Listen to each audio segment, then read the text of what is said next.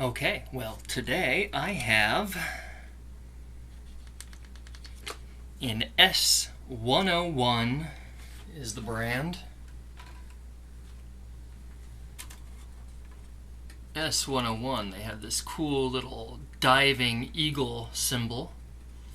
S101 guitar, and it's a P-bass copy, of course. But this was a cool guitar, and I scooped it up for really cheap because it was listed for $30. So I made a move on it. The people said that someone was going to be coming that afternoon, but if they're a no-show, and I said, I'll come right now and I'll pay you $40. So I picked this bass up for $40. And it's in really great shape. The guy got it in 2010, he said. And so it feels broken in. It's real nice. The strings are gross. It is time to change these strings. I don't think these strings have ever been changed. The fretboard from years of playing has a natural roll to it.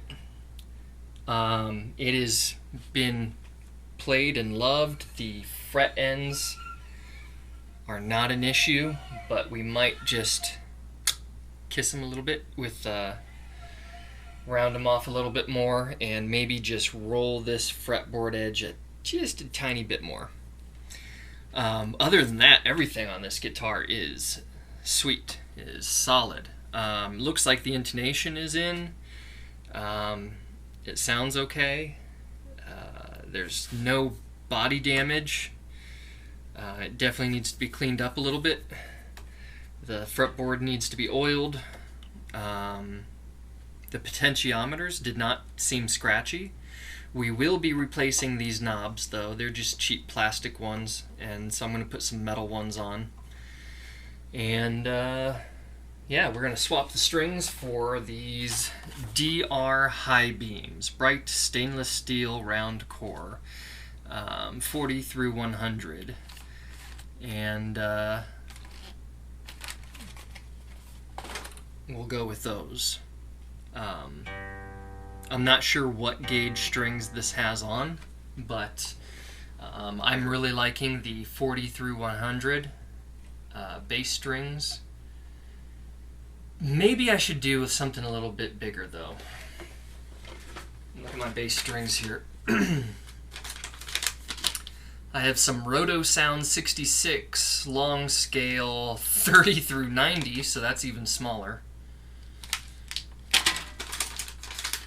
I have some Slinky Cobalt 45 through 100, so that's going to give us a beefier G string. I kind of like a thick G string. And yeah, these are just regular Super Slinky 45 through 100. So the difference between the DRs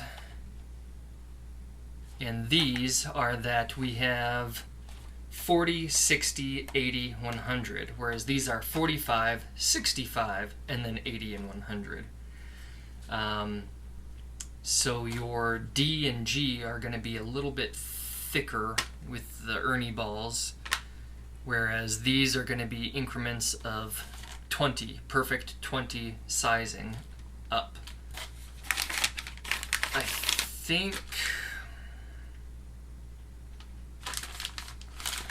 think I'll just go with the DRs.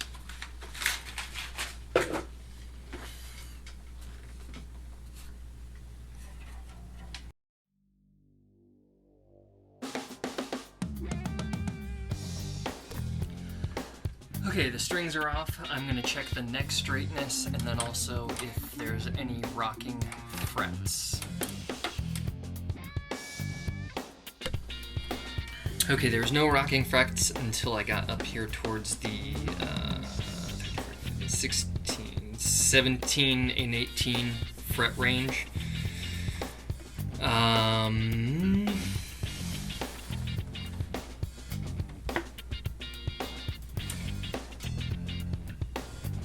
These frets all seem a little worn down, so I'm gonna just kind of kiss them up with the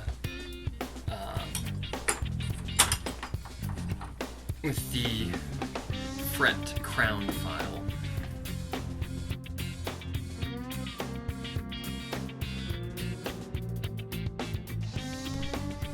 Okay, now that I've just helped crown the frets a little bit more, I'm going to go over the fretboard and the frets with steel wool. This is going to help to get a lot of the grime off of the fretboard. It's very fine. It's 4 zeros steel wool, and it'll help polish the frets, and then I might continue to polish them further after that, but I really just want to get a fresh get under this grime to a fresh level of the fretboard.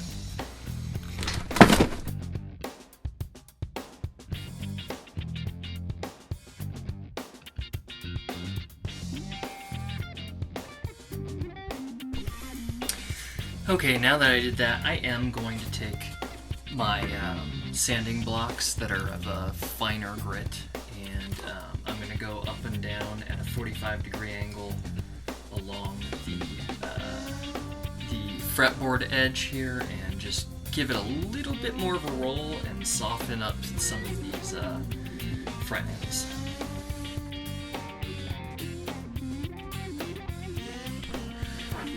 Okay, now I'm going to take some very fine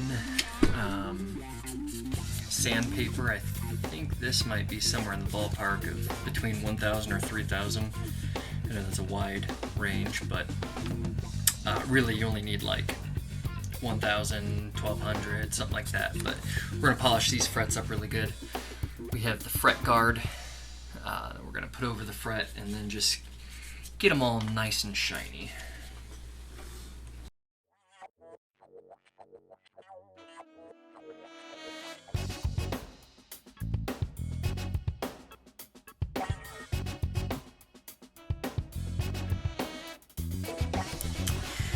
Music Nomad F1 oil for the fretboard.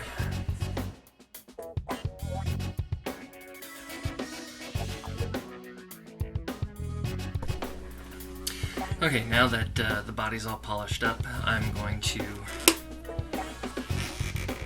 take off the plastic knobs. I'm going to take off this pick guard and see what we got going on under the hood.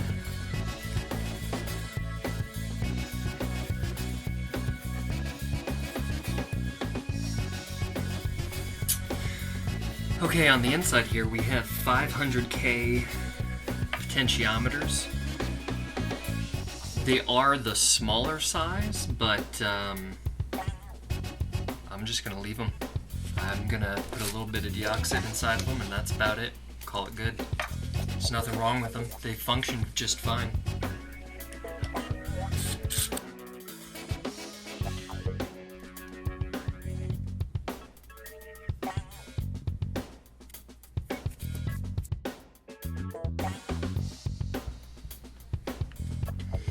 We just undid the output jack and the two knobs to take off what was left of the original plastic coating. You know, when you get a new instrument and you rip that plastic coating off of the pick guard, but some of it still gets left behind underneath the knobs and such.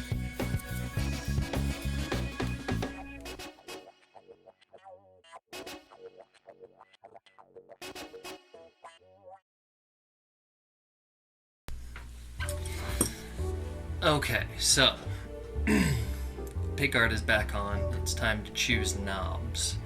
And for funsies, I put on these funky little knobs here just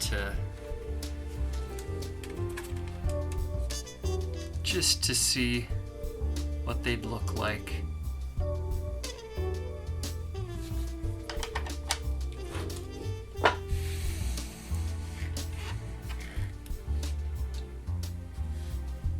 It's funky, it's retro, it's fun, but I'm gonna stick to the more traditional.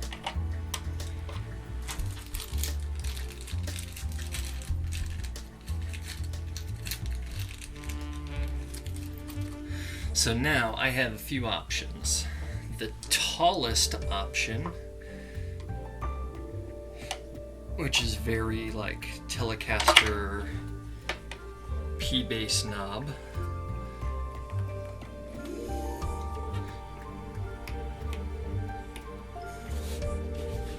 Looks good, honestly.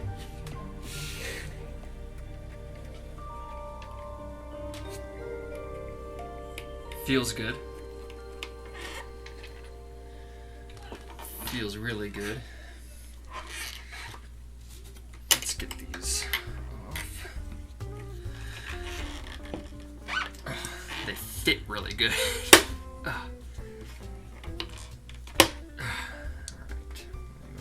These ones are a tad bit shorter but wider.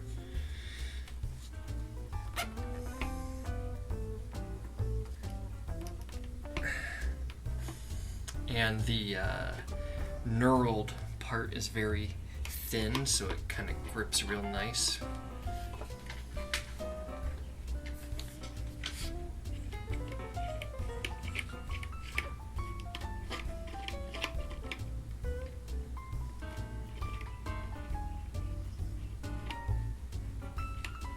Kind of like the ones that were taller but a bit thinner around.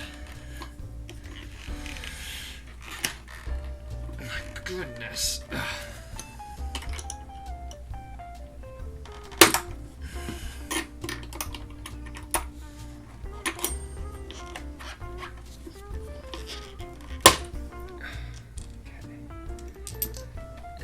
See, these ones are about the same height as the last, thinner around, but more of a rounded top, more of a bubble top.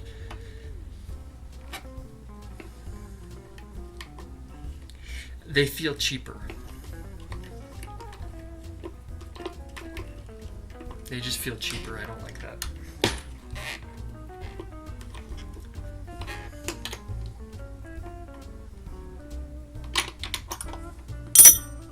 Alright, the final ones are shorter than all the previous, about as round as the previous, but instead of being round on top, they are completely flat, but they have a 45 beveled edge all the way around, and they fit great. Feel good.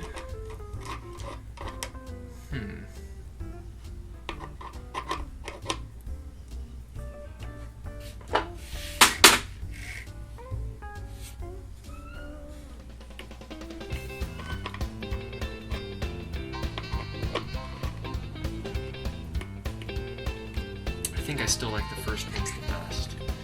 These would be a runner-up for sure.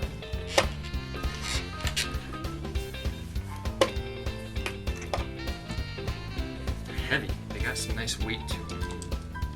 They're actually heavier than the first ones that I liked. I like that. I like that weight.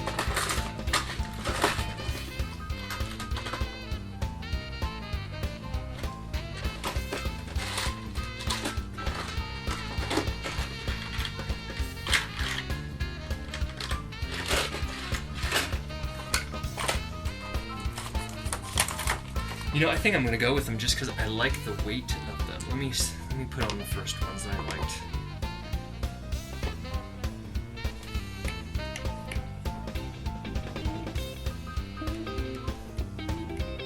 Those just feel good. I like the way that those feel.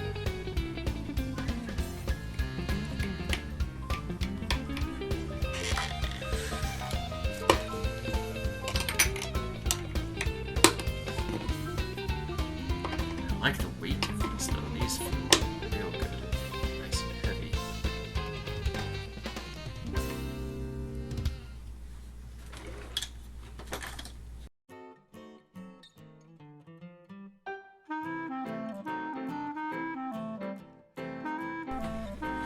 Okay, I went with the heaviest weight-wise knobs, They felt really good, and I just liked the weight of them. They feel really good. So, there she is. I had been wanting a P-bass that was red like this for a while, because the shape of the P-bass is what inspired the shape of the Stratocaster, and my first guitar when I started learning was a red Stratocaster. So I wanted to get a matching red P-bass, and I don't know, my collector's OCD. I got bad gas. If you know, you know. So something I thought about doing was, I'm going to do a little research first before I do this. I've heard about people refreshing old bass strings by boiling them. So I'm going to do a little research about that and see what I come up with, because I took the original strings off, and maybe I want to go that route rather than changing the strings. We'll see. Be right back.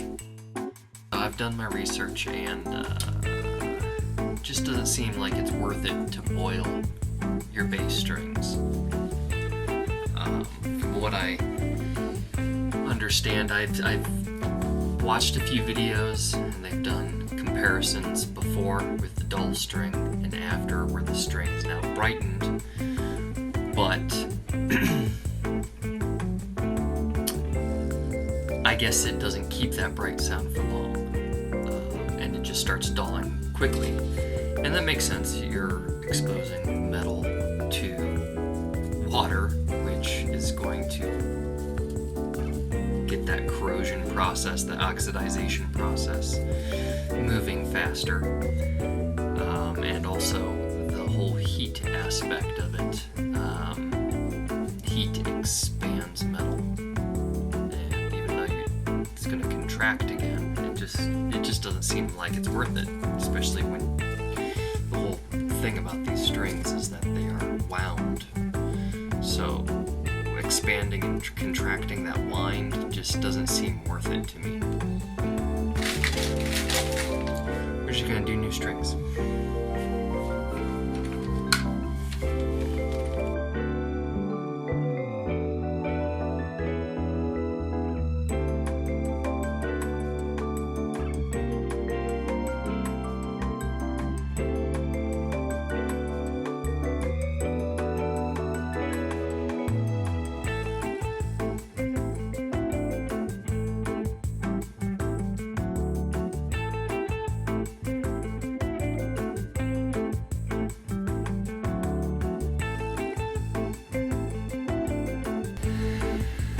Last night I finished up with the bass, and today we're just going to go over a few things, because with this bass I decided I really wanted to upgrade it and make it as close to a Fender Squier, not actually a Squier, I wanted to make it more like, I'm treating it like a Squier, and I'm trying to upgrade it closer towards a Fender bass. So some of the things I thought were interesting was when I got my readings last night,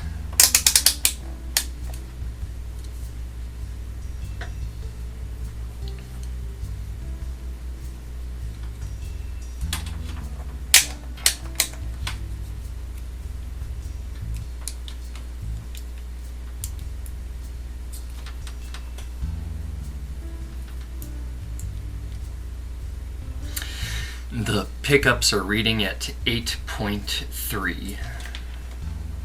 More precisely, 8.33.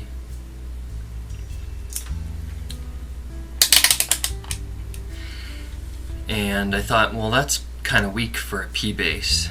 But then I thought about it. Maybe that's why they put the 500K pots inside of this bass. Now, traditional Fender spec on a P-bass is pickups that are reading 10.5. Like if we look at a 62 P-bass, the pickups read 10.5 and they're using 250K pots. That led me down a hole of wanting to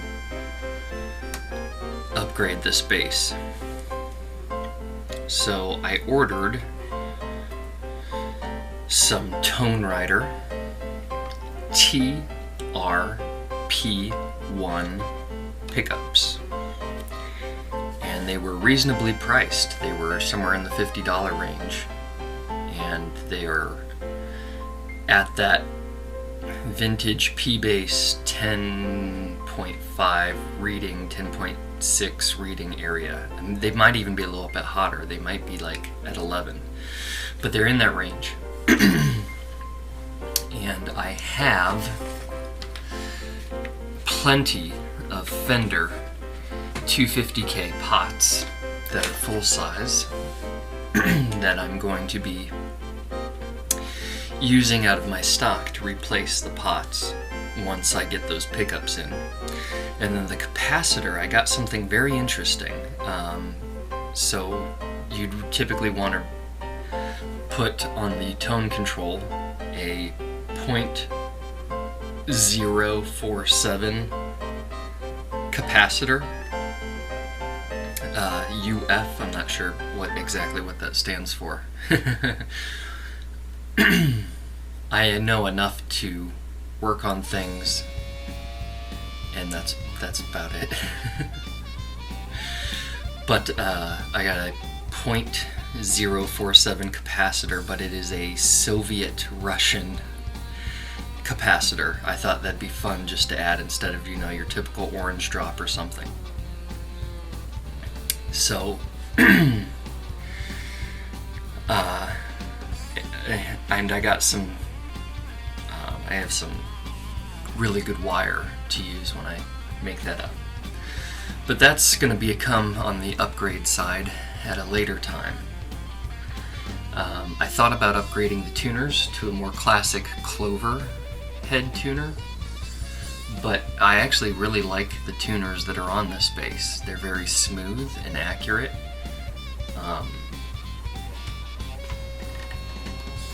They are just these kind of like wingnut looking tuners, and on the back they are closed. So I imagine that they're not expensive tuners. They're probably very cheap, but they do a very good job. So I thought, why fix something that's not broken? The tuners are very smooth and accurate, and I can get right into the note when I'm tuning. So I'm going to leave it alone. I'm not going to upgrade the tuners. I did order a bone nut. I don't know what kind of nut this is. It's my guess is that it's plastic. It's very hard plastic. But I got a bone nut just for fun, and I also got a replacement bridge that has brass saddles. So again, all this for a later upgrade video. But for now, we got the pickup reading, and I want to do a little bit of a setup. I had intonated this bass perfectly last night, but then I got to thinking about the string height. And while it's playable, it's not ideal. I want that sweet spot area where you can play cleanly, but if you dig in, you get a little bit of that kind of raspy funk sound. So we're going to adjust the action and then go back and do the intonation again. Here we go.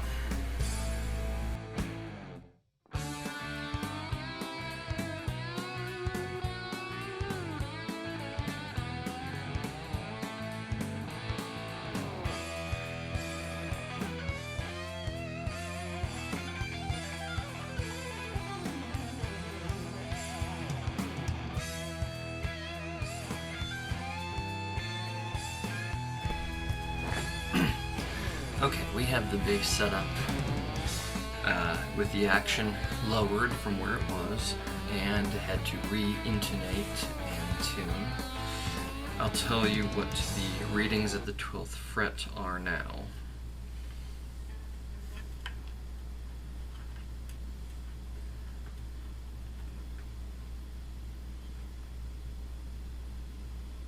That G string is somewhere between 1.5 millimeters and 1.75 millimeters.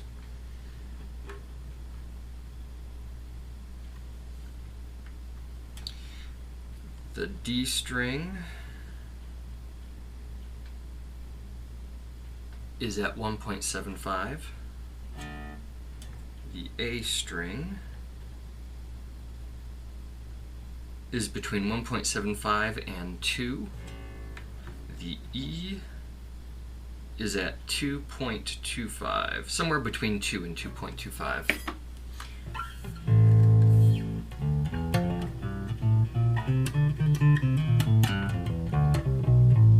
And the playability now is so much better. I went up here, so acoustically unplugged. The notes buzzed a bit. However, when playing now, the notes are ringing clear once you're amplified.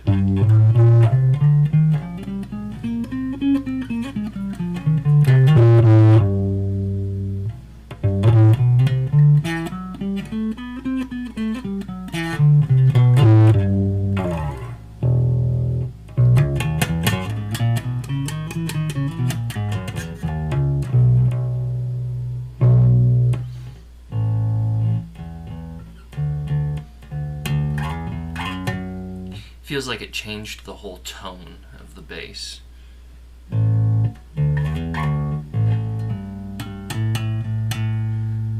So that's playing lightly.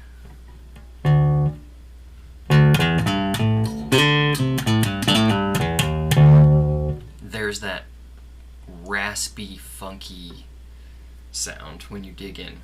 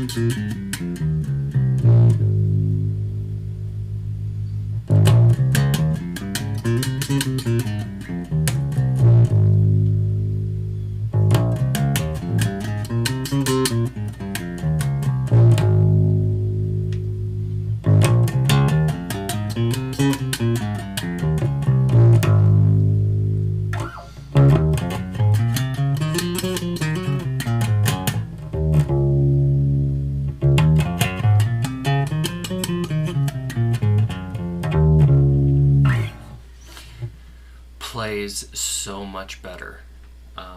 So now that we've got that dialed in, I guess we just gotta wait for all the spare parts. And then we'll be doing an upgrade video later on this bass. But since cleaning it, since polishing everything up and oiling the fretboard, it looks brand new and it feels really good. We got that slightly rolled edge. It was already broken in and you know, feeling a little bit rolled, but I just took it a little bit further and polished up all the frets so they were like a mirror chrome finish.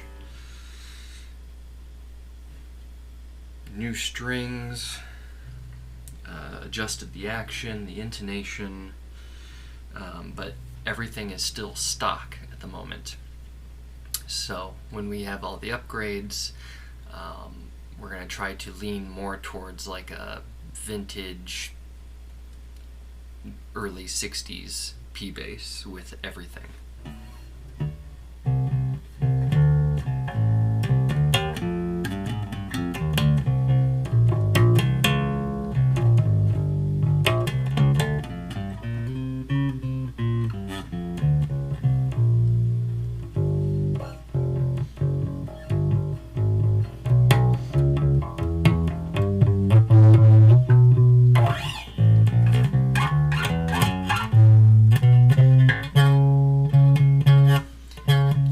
String, at the 16th fret there is a little bit of deadness, but it's just at 16, which means that that one fret, probably the 17th fret, is a touch too high, but I can file that down, touch file that down later.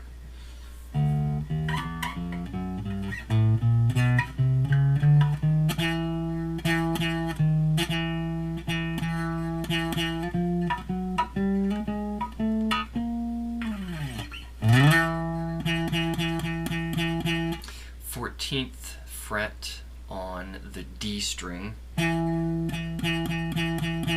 there's just a touch too much buzz that it's actually deadening the note. It's, instead of giving that rasp funk feel, there's too much contact and it is deadening that note. So that means that the 15th fret right there is a little high. Again, we'll just micro touch adjust that later, because once you get past that, you're back into clear notes.